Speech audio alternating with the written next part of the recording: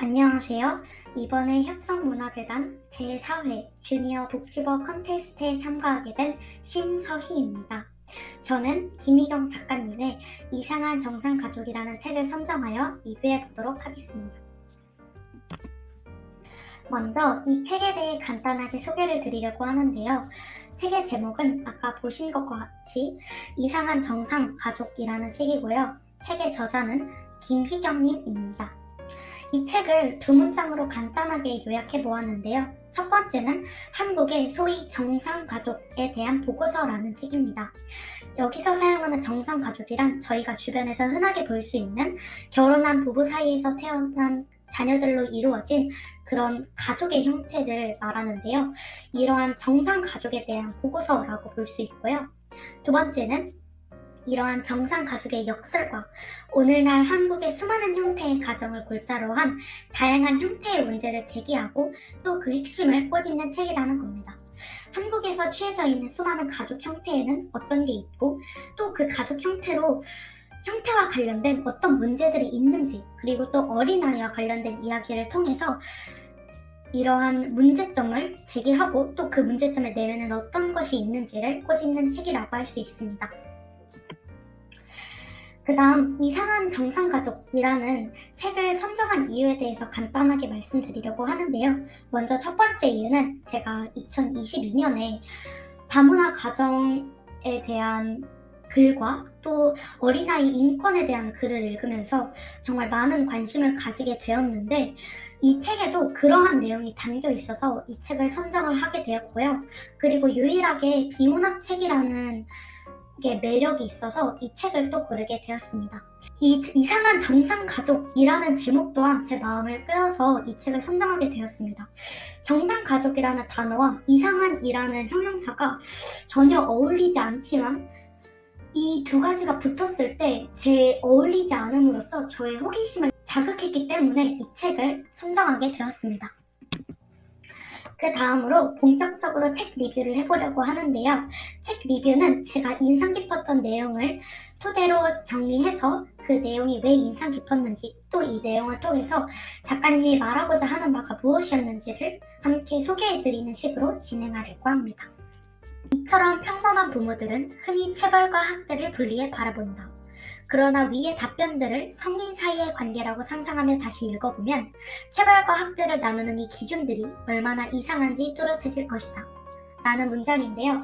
위에는 2020년에 SM CNC 프로그램 킬리언 프로에서 진행한 체벌과 학대 구분에 관한 설문조사인데요. 위에 나오는 아이와 합의의 원칙을 정해놓은 체벌은 학대가 아니다. 이런 식의 문장들은 어떤 것이 체벌인지를 많은 정상가족인들이 생각하는지 보여주고 있는데요. 사실 이 문장을 아이와 부모의 관계가 아니라 성인과 성인과 관계에서의 성립하는 문장으로 바꾸어 생각해보면 이렇게 이상할 수가 없다는 문제점을 제기를 하고 있는데요.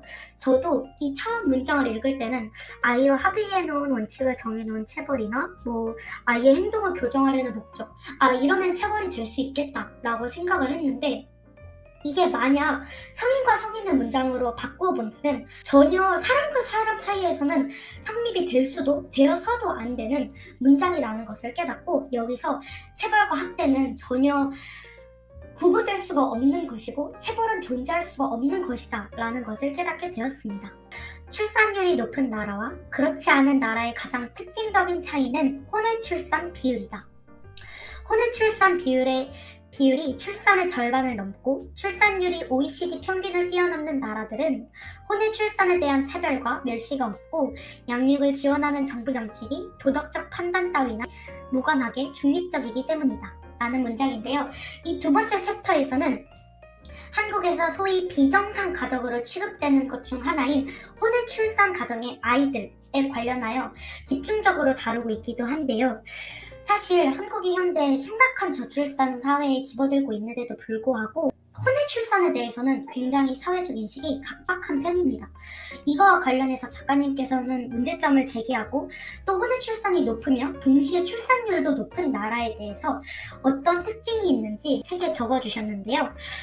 이걸 보면서 저는 평소 혼외 출산에 대해 깊이 생각해 본 적은 없지만 알게 모르게 어떤 잔잔한 거부감을 가지고 있는 제 자신을 이 문장을 읽으면서 발견했습니다.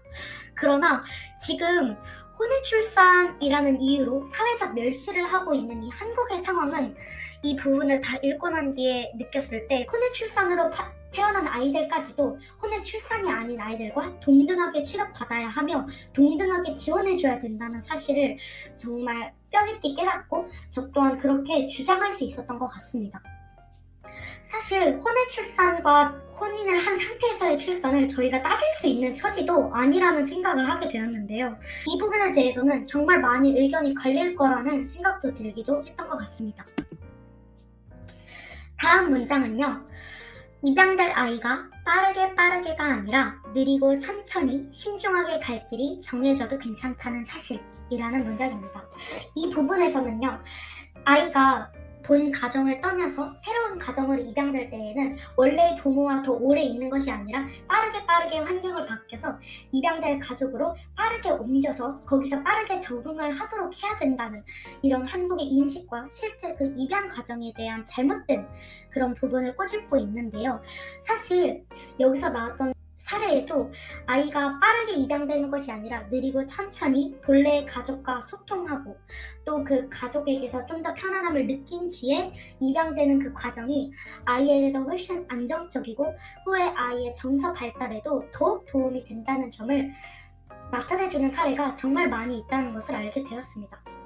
저도 사실은 입양될 아이 빠르게 되어야 아이가 상황에 대해서 더 혼란스럽지 않고 좀 빨리 적응을 할 수 있지 않나 라는 생각을 가지고 있었는데요. 사실은 그게 아니라 아이에겐 좀 더 느리고 신중하게 정해져야 한다는 사실을 깨달을 수 있었던 것 같습니다. 그 다음 문장은요. 똑같은 사람이고 말만 다를 뿐인데 다문화 가정이라는 말은 필요 없고 듣기 싫다라는 말인데요. 이 아이는 초등학교를 다니면서 피부색이 다르다는 이유로 생김새가 좀 다르다는 이유로 아이의 많은 친구들에게 차별을 받아오고 또 멸시도 받아왔는데요. 이 아이가 이러한 환경 속에서 나중에 인터뷰를 했을 때 다문화 가정이라는 말 자체가 나를 다른 학생들과 구별하는 것 같아서 너무 싫고 그저 똑같은 사람이고 국민일 뿐인데 왜 다문화 가정이라는 말로 나를 구별하고 또 아프게 하는지 모르겠다라는 인터뷰를 하는데요. 제가 이 책을 읽은 가장 큰 이유 중에 하나가 다문화 가정에 대해서도 다루고 있기 때문이어서 이 부분이 더 인상이 깊었던 것 같습니다. 작년에 제가 학교에서 공부를 하면서 다문화 가족과 한국에 만연해 있는 그런 인종차별에 관련된 글을 읽고 또 선생님께 가르침을 받았는데요.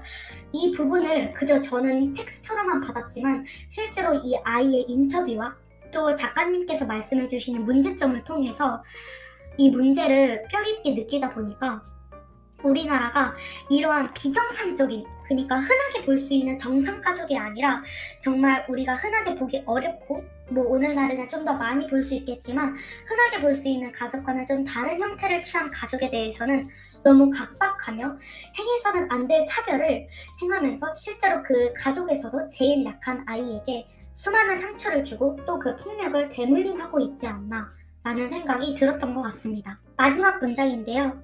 사람에게 해서는 안 될 짓의 선을 정하는 게 먼저다. 다른 사람의 입장에서 상상해보는 공감의 감수성을 높이려는 노력은 물론 필요하지만 이를 개인의 도덕적 과제, 감성의 영역으로만 남겨두어서는 안 된다 라는 문장인데요. 마지막 페이지에 나오는 문장이고 이 책을 정리하고 이 책을 읽은 사람들이 나아가야 할 방향에 대해서 작가님이 정확하게 찝어주신 방향 같습니다. 저희는 사실 이 책을 읽으면서도 많은 사람들은 정말 안 됐다. 이게 어떻게든 해결이 되어야 할 텐데 이런 거구나. 이렇게만 생각을 했을 테지만 실제로는 이렇게 생각하는 것까지 끝나서는 안 되고 우리가 직접 이걸 행동으로 옮기고 생각보다 너무 심각한 이 한국의 이상한 정상가족 이데올로기를 우리가 나서서 부셔가야 한다는 그런 이제는 우리는 행동해야 할 때다라는 작가님의 메시지를 잘 전달하고 있는 문장인 것 같아서 이러한 문장으로 마무리를 해보게 되었습니다. 저는 이 책을 읽으면서 되게 여러 생각이 알쏭달쏭하게 들었던 것 같은데요. 저도 사실 어쩌면 정상 가족이 살고 있는 사람이지만 이 가족이 이상한지, 그리고 주위에 있는 이 흔하디 흔한 가족들을 보면서 딱히 불편함을 느끼지 않았지만 이제는 불편함을 느껴야 할 때다라는 생각이 들게 해주었던 책인 것 같습니다.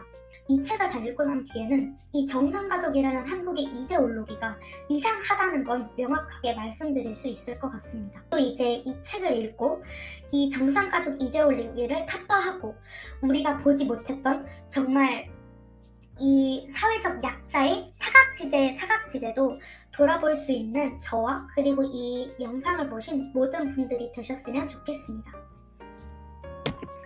이 영상을 봐주셔서 정말 감사드리고요. 이 책을 꼭 한번 읽어보고 자신의 생각을 정리하며 자신이 어떻게 살아왔는지를 점검해 보시는 것도 좋을 것 같습니다. 그럼 끝으로 작가님께서 책 제목에 쓰신 자율적 개인과 열린 공동체를 그리며 이만 마치겠습니다. 감사합니다.